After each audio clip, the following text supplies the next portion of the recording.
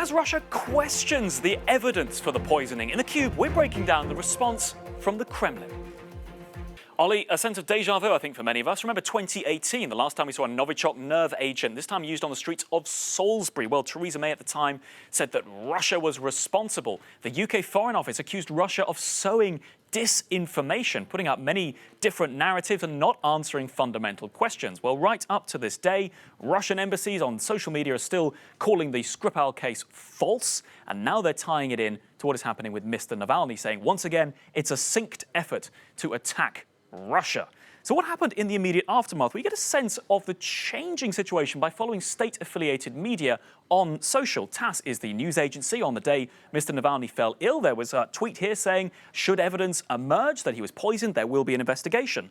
Then again, they carried on in the days afterwards, repeating lines from the Kremlin. The Kremlin seeing no such evidence, so there's no criminal probe.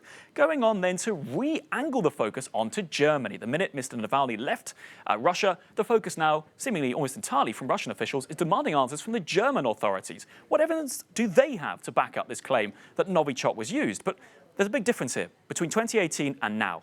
That attack in 2018 happened in the UK.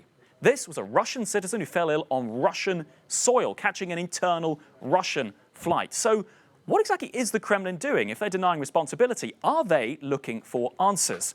To get a sense of what Russia is doing, let's go to Galina Polinskaya, our correspondent outside the Kremlin there in Moscow. Galina, we've heard the Russians demanding evidence from the Germans, but what about the answers people are asking the Russians for? Is there an investigation?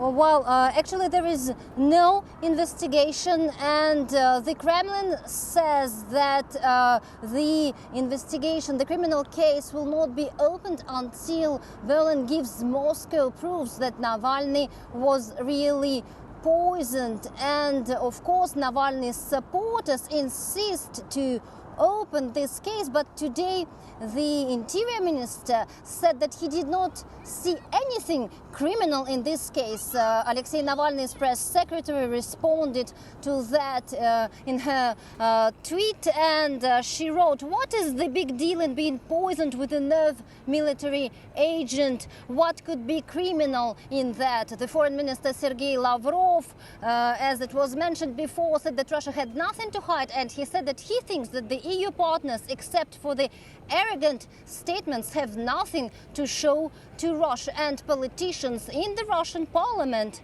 say that Russia is not ready to share details of its Novichok program as NATO demands because, say the politicians, there is no such program at all. And you know, Vladimir Putin never calls Alexei Navalny by his name, and so does his press secretary now. He calls him the Berlin patient. So Dmitry Peskov today said that Vladimir Putin is not going to answer Angela Merkel until it gets the information from Germany about the Berlin patient.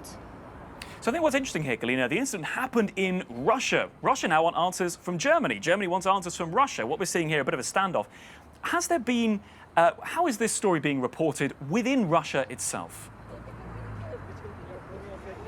Well, Alex, of course, the state media are following the official line, and they have shown Sergei Lavrov comments today through the whole day. The state TV also reports that all the doctors who stayed with Alexei Navalny during the first 2 days have been tested, and there was no signs of any poison found in their samples. The TV says that all of those doctors are in a perfect health right now. However, there is opposition media, of course, and one of the opposition, independent Независимая газета, writes that when Alexei Navalny comes back to life and politics, he will be stronger as ever. And it also writes that it doesn't really matter who conducted this poisoning, as what we see right now is that the state is covering criminals who are wandering with nerve agent in their hands.